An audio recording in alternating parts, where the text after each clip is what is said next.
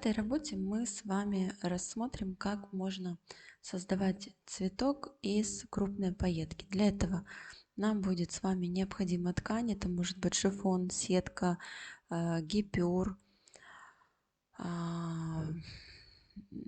шелк, атлас. То есть любая ткань, в принципе, нам подойдет.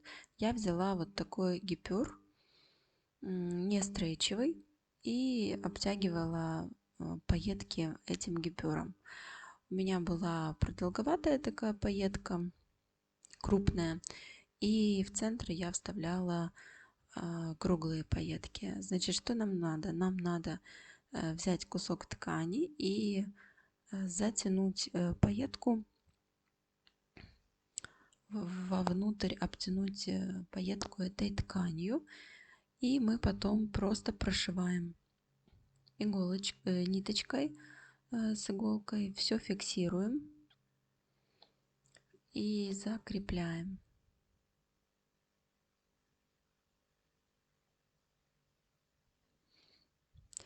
Можно немного регулировать сгиб пайетки. Если вы ткань больше стянете, у вас пайетка загнется. Если будет ткань более свободна, пайетка будет ровно лежать. Лишнюю ткань срезаем и потом еще подшиваем место среза ткани. В самом центре цветка у меня немного лепестки загнуты, а те лепестки, которые у меня уходили уже по краю цветка, они у меня были ровными. Я ткань не стягивала, не сворачивала пайетку. Пайетки можно подрезать под нужную вам форму. То есть, если вы взяли круглую пайетку, вы ее можете обрезать и сделать той формы, которая вам необходима. Можно и овал сделать, и совершенно разную форму придать. Если вы не можете найти в продаже той формы пайетки, которая вам необходима.